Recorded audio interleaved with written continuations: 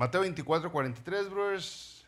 La palabra de Dios dice, pero sabed esto, que si el padre de familia supiese a qué hora el ladrón habría de venir, velaría y no dejaría minar su casa.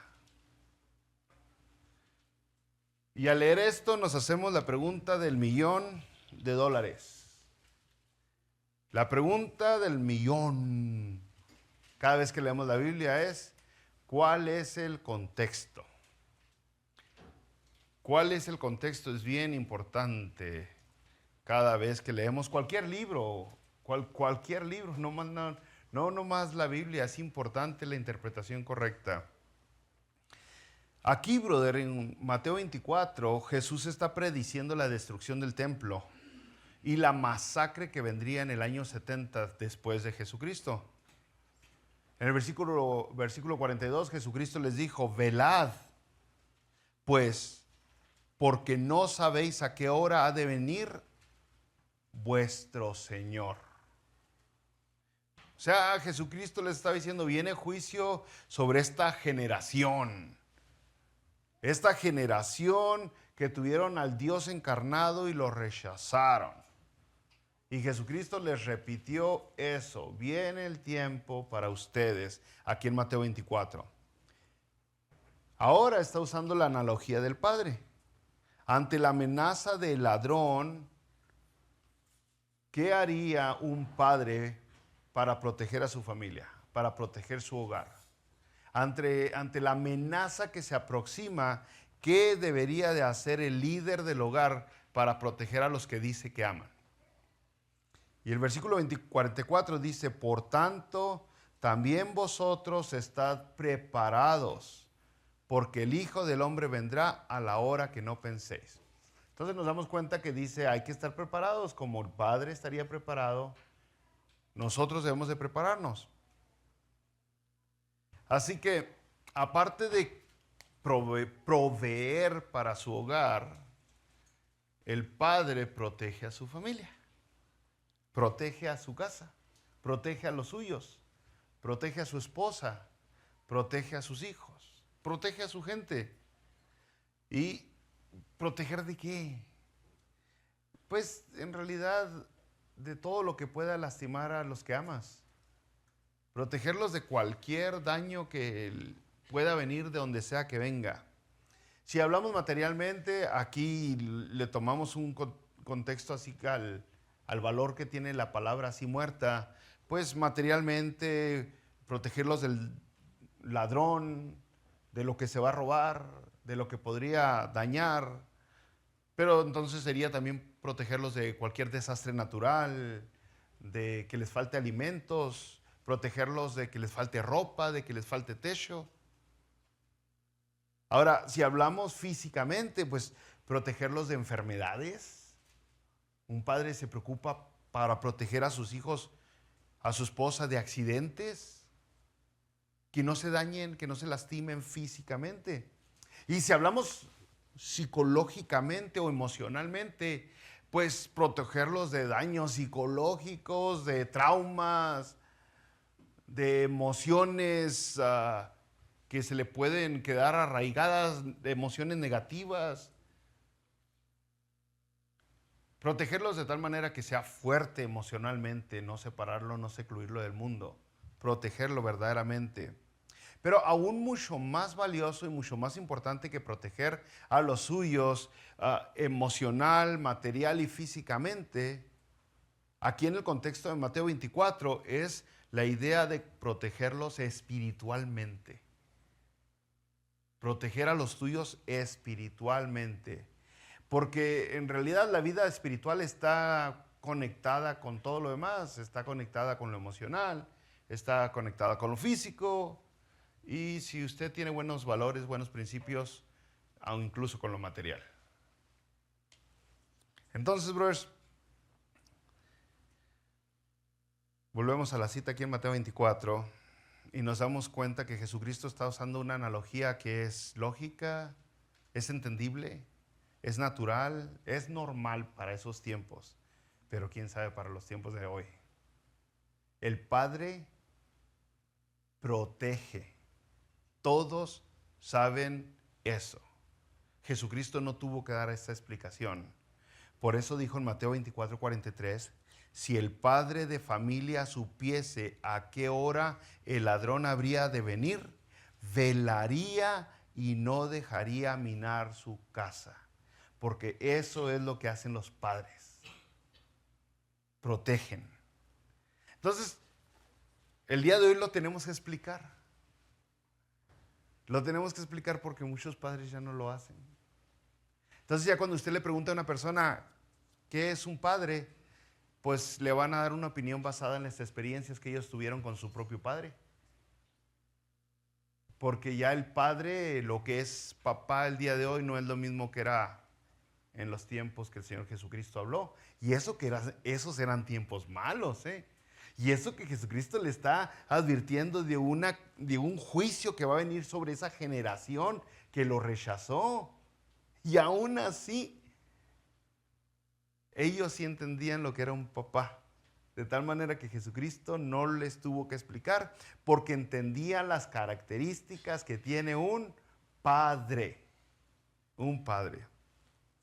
Ahora, a lo mejor todavía no entiende, bros, pero usted y yo conocemos y hemos escuchado y a lo mejor alguna vez hemos dicho que Dios es Padre. ¿Verdad? A lo mejor usted ha orado el Padre nuestro que estás en los cielos, y ha dicho Dios Padre, Dios Hijo y Dios Espíritu Santo.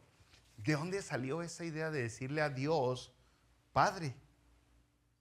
Pues que Jesucristo mismo lo usó, brothers. En otras partes de la Biblia, Jesucristo se expresa de Dios como Dios Padre. Y la idea de expresarse tenía sentido. Jesucristo estaba usando esta alegoría de Dios Padre porque la gente sabía cuál era el compromiso, la responsabilidad, la pasión, la entrega de un padre o de un líder de familia, qué era lo que se esforzaba, qué era lo que tenía que hacer y lo que hacía. Entonces, otra vez, ese razonamiento de usar padre como ejemplo, como analogías, como alegorías, es un razonamiento que estaba aceptado popularmente porque toda la gente, o por lo general, la gran mayoría, tenía buenas experiencias de lo que era un padre. Pero no es el día de hoy. El caso no es similar porque muchas personas, cuando se dirigen a Dios como Dios Padre, no entienden el valor que hay atrás de decir Padre Nuestro. No entienden lo que quiere decir con eso Jesucristo. Por eso no pueden entender ni siquiera Mateo 24 que acabamos de leer. Mire, Jesucristo, por ejemplo, le voy a explicar tantito más. Cuando Jesucristo dijo en Mateo 5:16,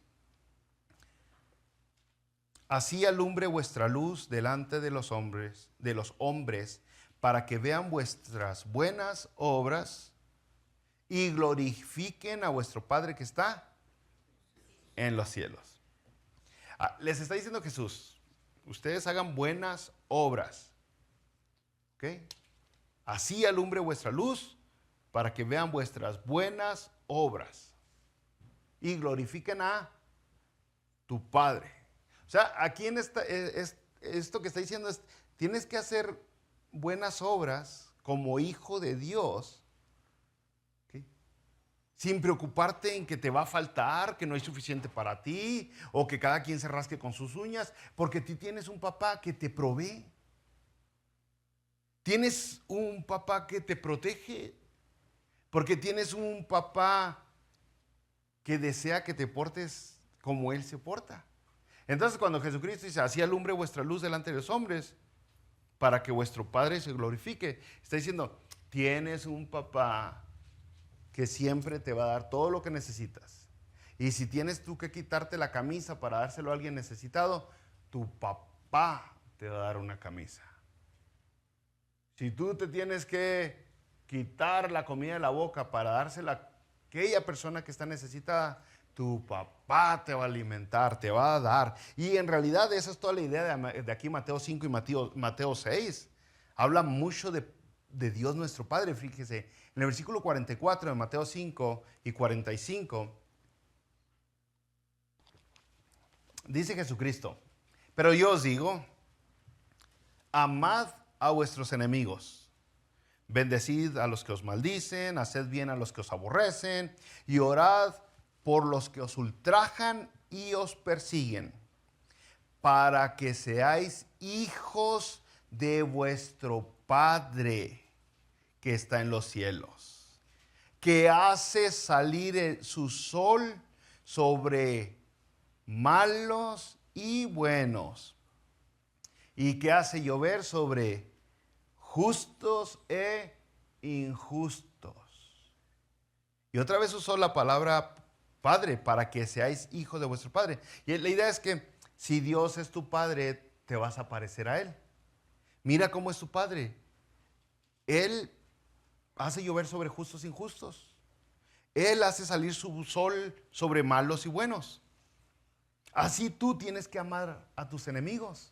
Y es lo que la palabra de Dios nos enseña, que nosotros éramos enemigos de Dios, y aún siendo enemigos de Dios, Jesucristo murió por nosotros, buscó para alcanzarnos, para perdonarnos, para tener una relación con nosotros. Entonces, si Dios nos amó siendo nosotros rebeldes, yendo nosotros en contra de su voluntad, haciendo lo que nos da la gana, ¿qué nos hace pensar que nosotros, siendo sus hijos, no debemos de hacer lo mismo con las demás personas? O sea, si eres su hijo, te vas a parecer a él. Tienes que tener las características del papá. Y así es. Algunos de ustedes voltean a ver a sus hijos y se dan cuenta que se parecen a ustedes. Se dan cuenta que se parecen a... Y cuando no se parecen a ustedes, y fíjese, estoy hablando físicamente. Cuando no se parecen a usted físicamente, pues bien, entra la duda, ¿no? Ah, caray, y este güerito, pues sí. La familia es morena. Y entra la duda. Imagínese que nazca bien afroamericano su hijo. Ya hay dudas. Pero cuando van creciendo sus hijos, cuando llegan a la juventud, cuando ya llegan a ser adultos, jóvenes adultos, usted se da cuenta que se parecen todavía más a usted. A lo mejor tienen el mismo carácter, tienen la misma paciencia, a lo mejor son igual de introvertidos, igual de extrovertidos. Porque por lo general eso es lo que sucede. El hijo se parece al padre. Eso es de ley. Entonces por eso Jesucristo usa constantemente la idea de que Dios es nuestro Padre. Fíjese en Mateo 6. Versículo 8, no os hagáis pues semejantes a ellos, porque vuestro Padre sabe, ahí está otra vez, porque vuestro Padre sabe de qué cosa tenéis necesidad antes que vosotros le pidáis. Y aquí en Mateo 6, usted sabe que está hablando de que no seas avaro, no seas orgulloso, no seas presumido, no seas altivo, tampoco seas rencoroso, no seas inseguro. Todo Mateo 6 es uno de los capítulos más amados de la Biblia. Dice, ¿por qué? Pues no te hagas semejantes a ellos, dice. Tu Padre sabe que tienes necesidad antes de que le pidas. Por eso no vas a ser tú como el resto del mundo. Otra vez, si tienes un papá, el papá te va a proveer. Es lógico. Si tienes un papá, el papá te va a proteger. Es algo que se entendía. No tenías que estarle llorando para que te comprara zapatos. El papá le daba al hijo todo lo que podía y aún un poco más. No es el caso hoy, brothers. Vamos a brincarnos hasta el capítulo 7 de Mateo para que agarre la onda. Y de ahí nomás, vamos a elegir nomás un versículo del 7. El 11. Mateo 7:11. Y todo esto es Jesucristo hablando, si no sabían. Mateo 5, 6, 7, pues los evangelios, ¿no? Jesucristo está hablando. Y Mateo 7:11, pues si vosotros, siendo malos, sabéis dar buenas dádivas a vuestros hijos, ¿cuánto más vuestro Padre que está en los cielos dará buenas cosas a los que le pidan? Y fíjese, usó otra vez la palabra Padre, vuestro Padre que está en los cielos. Nuevamente se asume que la gente sabe el trabajo de un padre. Se asume que la gente sabe que el papá antes de comprarse buenos zapatos se los compra a sus hijos. El papá antes de comprarse buena camisa se la compra a su hijo. El papá antes de comer y engordarse se asegura que su hijo esté bien alimentado. El papá, aunque haya peligro, se mete al edificio que está en llamas para rescatar a su hijo sin preocuparse que él mismo está poniendo su vida en peligro. Se sabía eso. Se aceptaba como una ley divina. Por eso Jesucristo, cuando nos habla aquí en Mateo 24:43, no tiene que dar explicaciones de lo que es un papá.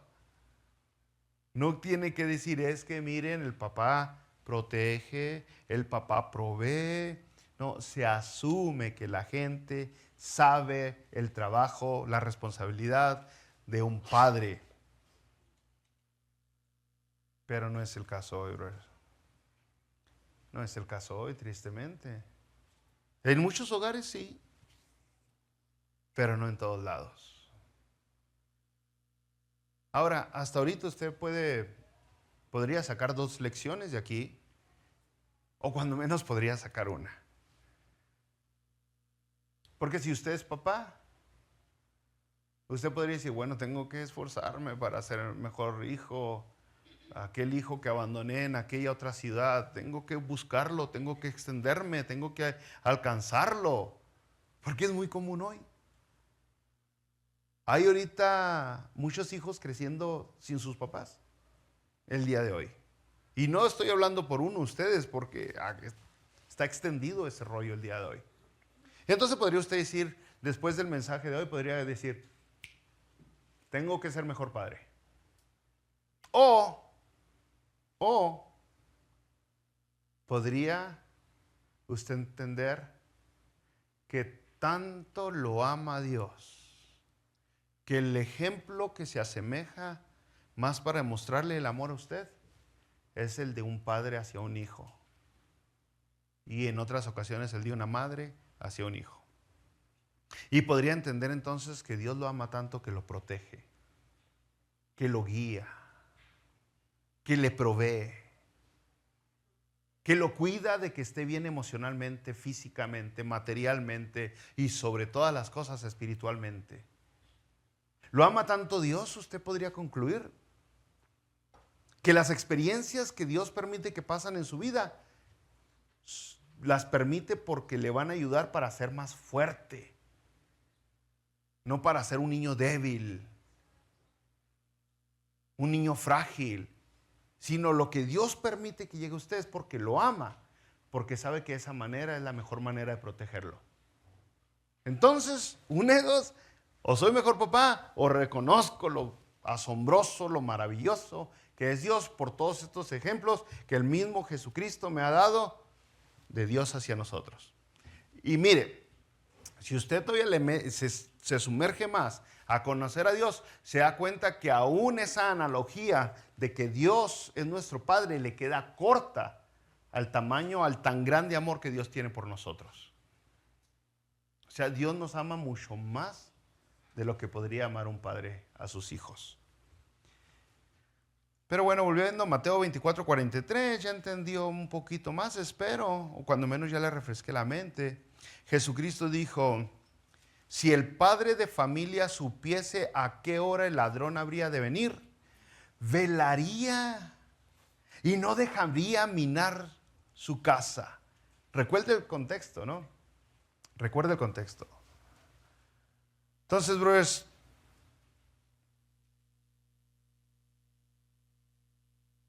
usted no puede ser un papá que voltea a ver el peligro que rodea a sus hijos y no mover un dedo para protegerlos.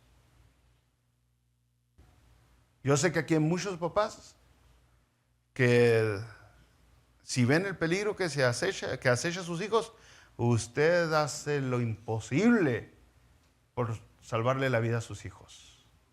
Si se están ahogando, se avienta la alberca profunda a salvarlos y se le olvida que usted no sabe nadar. Así hay padres de buenos. Pero la Biblia nos advierte mucho de los peligros que acechan a sus hijos el día de hoy. y el día de que Jesucristo andaba aquí en la tierra, y mientras la iglesia va creciendo, y durante todos los tiempos. Por eso la palabra de Dios escribe bien claro en Mateo 24 y dice, velad, en el versículo 42, ¿se acuerda? Dice, velad pues, porque no sabéis a qué hora ha de venir vuestro Señor. Y luego en el 44, también vosotros estáis preparados, porque el Hijo del Hombre vendrá a la hora que no penséis. Hay un peligro. Hay un peligro, hay un tiempo, ahí va a haber un momento, y aunque esto, Mateo 24, se ajusta para el tiempo que iba a venir sobre Israel, aún todos nosotros viene un momento donde tenemos que enfrentarnos delante de nuestro Creador y darle cuentas. Vamos a estar, y vamos a estar delante del trono y dar cuentas. Y sus hijos van a hacer eso. Sus hijos van a estar delante de Dios y van a tener que dar cuentas. Y según la palabra de Dios, dice, cada uno va a dar cuentas según lo que haya hecho. Entonces, usted puede decir es una oportunidad, pero si no ha hecho bien, es un peligro, es una amenaza, porque después de ahí hay que dar cuentas. Entonces, usted puede decir, bueno, hijos, aguas porque el castigo que yo te dé no se compara al castigo que te puede dar Dios. Porque eventualmente todo el buen obrero va a recibir recompensa, pero todo el rebelde va a recibir castigo. Es de ley. Y entonces puede hacer que al mundo le quede todavía otros 4,000 o 10,000 años de vida, incluso todavía más, pero a ninguno de los que estamos aquí nos queda tanto tiempo.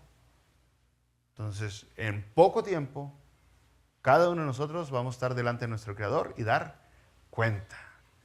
Un papá tiene que ver ese peligro. Oye, este hijo anda muy mundano, anda muy rebelde, anda muy alejado, este hijo es egoísta, este hijo no reconoce a su Creador, no se ha entregado a Jesucristo, XXX, es un peligro latente. Pero no es lo único, ¿no? El peligro está en que no somos eternos aquí en la tierra, tenemos un tiempo limitado de oportunidad, de chance, y como dice 1 de Pedro 4:7, mas el fin de todas las cosas se acerca, sed pues sobrios y velad en oración. Está ese peligro, el peligro. Y aunque usted viva aquí, ¿cuántos años creen que van a vivir? ¿Cuántos de ustedes creen que vivan 110 años de edad?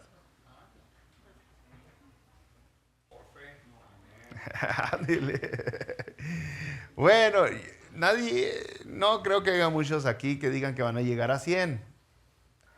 Pero ¿y si son 100? ¿Y si son 100? Acabándose esos 100, hay que dar cuentas. Hay que dar cuentas.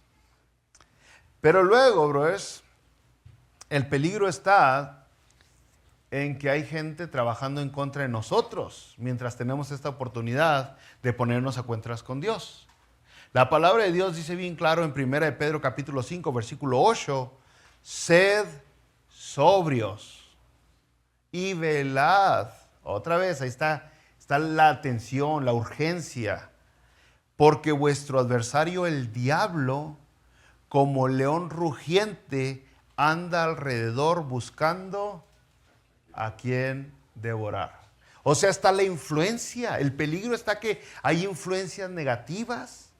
Y la palabra de Dios dice que ese adversario se disfraza como ángel de luz, como oportunidad, como algo bonito, como algo que tiene buen sabor, algo que se ve hasta delicioso y bueno a la vista. Entonces, cuando usted se da cuenta que no solamente hay una fecha de caducidad como ser humano, pero el tiempo que tenemos de aquí a esa fecha, tenemos un montón de influencias negativas que están jalándonos. Usted dice, caramba, tengo que ponerme listo, porque si yo no soy una influencia para mis hijos, alguien más va a ser una influencia.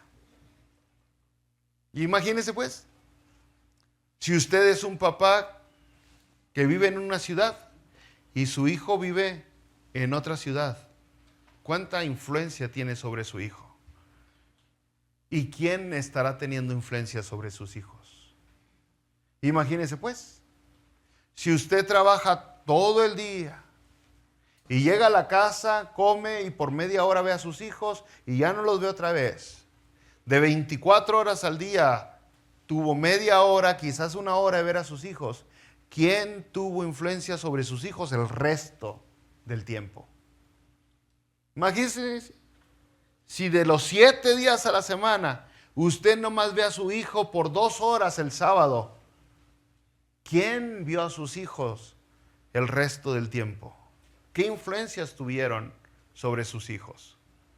Y usted podría pensar, oh no, pues van a la escuela, es buena escuela. ¿Está seguro? ¿Está seguro que las escuelas de hoy son buenas influencias? Oh, es que tiene sus amigos. ¿En serio? ¿No se acuerda cuando usted era joven? ¿No se acuerda? Yo le voy a recordar aquí, fíjese. Pablo le recuerda a Pedro y le dice en 1 Timoteo capítulo 4 versículo 16. Ten cuidado de ti mismo. Ten cuidado de ti mismo. La influencia que nosotros mismos traemos dentro. Las ganas de ser rebeldes. Las ganas de probar lo prohibido. Las ganas de hacer lo que no se debe de hacer. Y Timoteo era un hombre de... Pero aún así Pablo le dice, ten cuidado de ti mismo y de la doctrina. Persiste en ello, pues haciendo esto te salvarás a ti mismo y a los que te oyeren. El caso es de que influencias por todos lados. Es un peligro grandote, brother. Es un peligro grandote. A lo mejor su hijo es el que es la mala influencia para los demás. Y uno pensando, ay no, mi pequeñito, su pequeñito es el que sonsaquea a todos los demás. Porque casi siempre cuando hay pleitos así entre familias, cada padre de familia, cada madre de familia piensa que su niño es el inocente, la víctima, y el otro niño lo está sonsacando. ¿En serio? ¿En serio? ¿No se acuerda cuando usted era joven? ¿De dónde venían esas influencias? De profundo. Yo me acuerdo cuando estábamos morritos, hace mucho. Nos encontramos los chavillos del barrio una valla. ¿Quién se acuerda? ¿Quién sabe qué es una valla? Vamos a ver. De acá. ¿Tú sabes qué es una valla? ¿Sabes qué es una valla? Que se limpios, puros. Que lo saben en inglés, pero no. Abraham, ¿tú sabes qué es una valla? Vamos a subir la edad. Brother José, ¿usted sabe qué es una valla? Mi brother, sí sabe. La valla es la colilla del cigarro. La colilla del cigarro. Y morritos nos encontramos una valla que todavía tenía un poco de vida.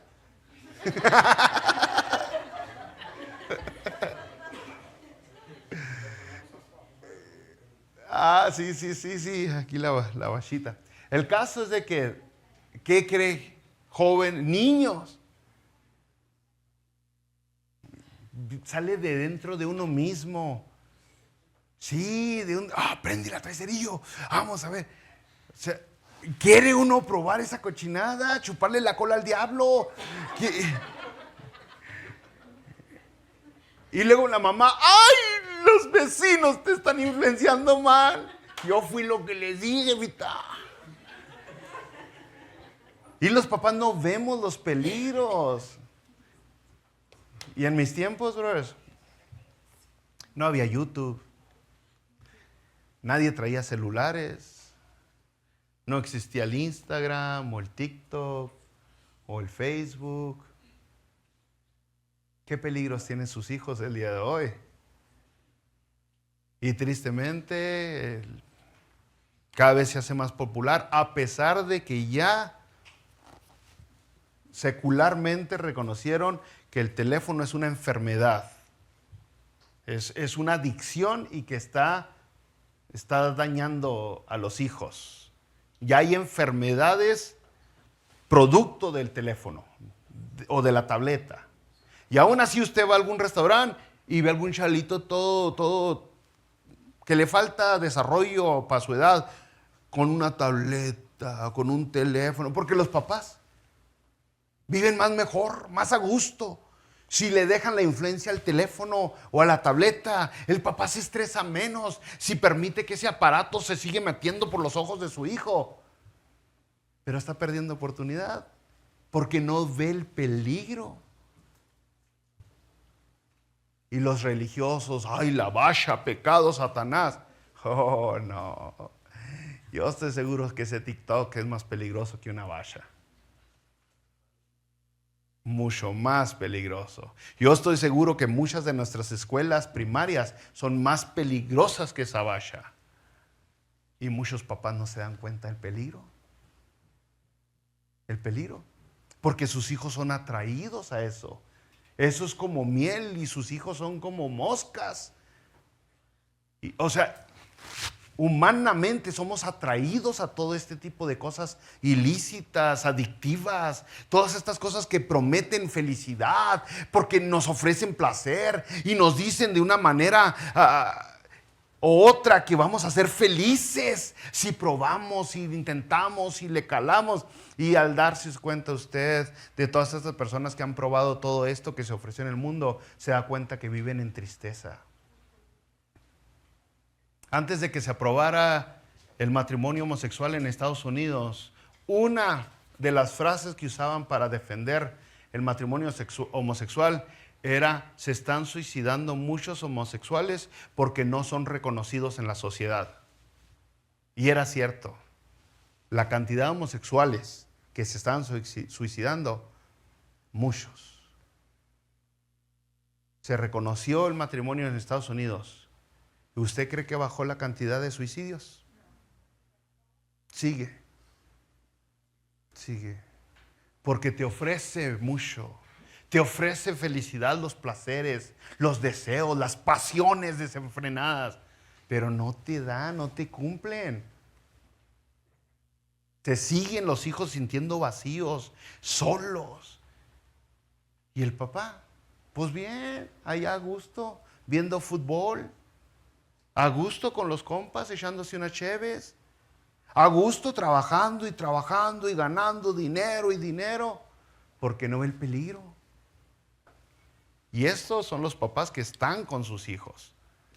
Ahora aquellos que ni siquiera están con los hijos y todavía se enojan cuando les piden el child support, ¿no? Entonces hay peligro, bro. La Biblia nos advierte mucho. Hay peligros. Entonces, ¿nosotros qué hacemos para proteger a nuestros hijos? ¿Qué haces para proteger a tus hijos? Y fíjese, ni siquiera estoy hablando de proveer, ¿eh? Por eso dije, ni siquiera estoy hablando de proveer. Aquí en Mateo 24, la expresión que Jesucristo dio va basada en la idea de proteger. Proteger. ¿Qué hace un papá, pues, para proteger a sus hijos? Al menos será buen ejemplo. Al menos el hijo puede voltear a ver a su papá y dice: ay, mi papá jamás haría eso. Oh, mi papá tan correcto, con tanta ética, tan íntegro, mi padre. Oh, me imagino ahorita a mi papá y lo veo leyendo la Biblia llorando. ¿Dirán eso sus hijos? Oh, ahorita veo a mi papá ayudándole a la vecina. De seguro le está cambiando el aceite porque no tiene cómo hacerlo ella misma ni dinero para pagar. O sea, ¿qué ejemplo le damos los padres a los hijos, no? Pero sabe que volviendo a la palabra de Dios, y ya que hoy hay comida, me imagino que hay comida porque veo muchos entrar con comida. Bueno, lo primero es darte cuenta del peligro. Primero, peligro, sí. Segundo, somos incapaces de proteger a nuestros hijos por nosotros solos. No podemos. Pero eso se me hace bien raro cada vez que los papás están aislando a sus hijos de los demás. Por ejemplo, no hace mucho tiempo hablé con un padre y una madre y él decía que él quiere estar todo el tiempo con sus hijos, por eso no agarra un trabajo, por eso trabaja por su cuenta, para poder llevar a sus hijos a la escuela y poderlos recoger y poder estar con ellos cuando salen y cuando están en la casa, y siempre quiere estar con ellos, con sus hijos. No se da cuenta que sus hijos están subdesarrollados, porque siempre ha estado con ellos, porque no permite que sus hijos se desarrollen. O sea, de protegerlos tanto, nomás les da yogurcito de comer y cerealito de comer. Porque no los quiero lastimar emocionalmente diciéndole que se tienen que comer el pollo, que se tienen que comer la carne y las zanahorias. No, mis hijos no los... Entonces, si amas tanto a tus hijos, te tienes que dar cuenta que no los puedes proteger tú. Y mientras más los intentas proteger, más daño les haces. De esa manera. No puedes estar con ellos siempre. Porque ellos tienen que desarrollarse a llegar a ser independientes. Porque no vas... Si la línea natural de la vida continúa, el papá se va a morir antes que el hijo. Y si el hijo está impuesto nomás a vivir y a existir alrededor del papá, ¿qué va a hacer el hijo? Va a vivir los últimos años muy miserable, muy triste. Entonces nos damos cuenta que a nuestros hijos les podemos servir como influencia, como ejemplo, pero nos damos cuenta también que no es suficiente. Necesitamos a alguien que sí pueda estar con ellos todo el tiempo. Alguien que pueda estar con nuestros hijos siempre, en cada momento, en cada instante. Eso es bien importante.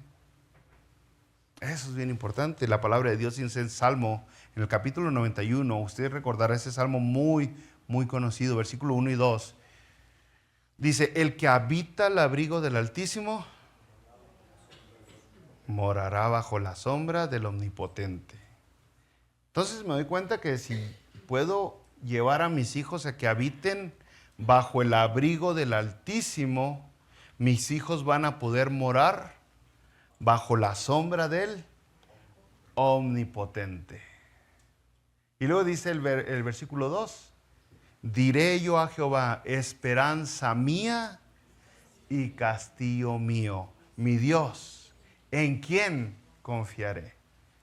Nomás puede confiar en Dios. Dios es su esperanza y su castillo, su protección, su fortaleza.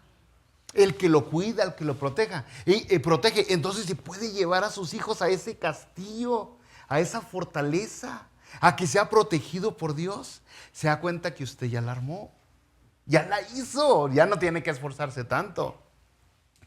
No tiene que esforzarse tanto. Pero otra vez, hay muchos padres que no lo están haciendo. No lo están haciendo. No están llevando a sus hijos a Dios. Y algunos creen que lo están haciendo y están llevando a sus hijos a una religión nomás. Aprende, hijo, a ser farsante, a ser hipócrita, a ser dos caras. Aprende, hijo, a portarte de esta manera en la iglesia y de esta otra manera fuera de la iglesia. Y es una tristeza porque lo único que están haciendo es retirándolo al hijo del castillo, de la fortaleza, de la protección por el mal ejemplo que le están dando. Entonces, en lugar de servirle el papá a los hijos, les está siendo contraproducente. Y es por eso, usted hoy le pregunta a los hijos de cristianos que no van a la iglesia, ¿por qué no van a la iglesia? Y si usted puede lograr esa conexión con ellos, donde ellos se abren, donde ellos son sinceros, se dar cuenta que la principal razón por la cual la gran mayoría de los hijos de cristianos no están yendo a la iglesia es por los mismos padres. Yo no quiero ser religioso como mi mamá. Yo no quiero ser farsante como mi papá. Yo no quiero ese tipo de vida donde aleluya, aleluya, y afuera dicen otras palabras muy diferentes, aleluya, aleluya. Entonces el papá tiene que proteger a sus hijos y la mejor manera es llevarlos a Jesucristo. Traerlos a Dios. No a una religión, a Dios. A Dios. Y entonces podemos hallar descanso.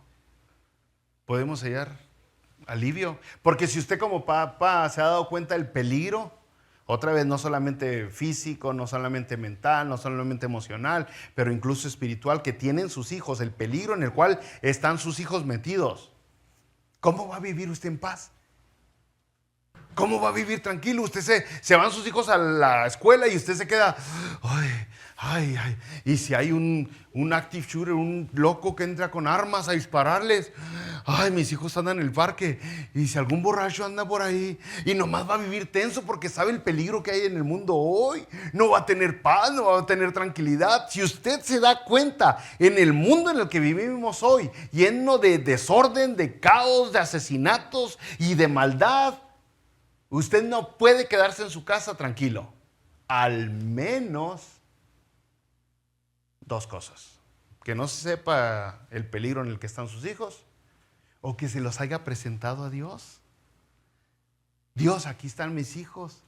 Es por eso que presentamos a los niños recién nacidos, ¿se acuerda? Tradicionalmente ya me lo presentamos al pequeñito de José. No, Héctor, José todavía no. La pequeñita de Héctor y de Beatriz. Porque, pues, padre, yo no lo puedo cuidar tanto. Tú sí lo puedes cuidar, tú lo puedes proteger.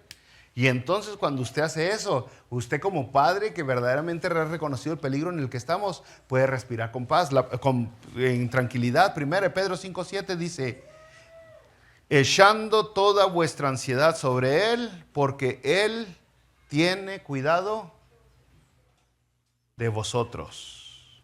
Entonces lo más lógico al ver el peligro, lo más lógico es hacer un esfuerzo para proteger a tus hijos. Es lo más lógico. Hay un peligro, voy a intentar protegerlos. Y cuando te das cuenta que tú no puedes, pero alguien más sí puede protegerlos, lo más lógico es llevarlos a donde sí los pueden proteger. Llevarlos a donde sí pueden ser ellos cuidados. Entonces, eso es lo mínimo que hace un padre. Protege a sus hijos. Por eso Jesucristo, cuando dijo en Mateo 24 que si un padre supiera que viene el ladrón, protegería la casa. Por eso lo dijo como si todos supieran lo que hace un padre. Porque eso hacía un padre.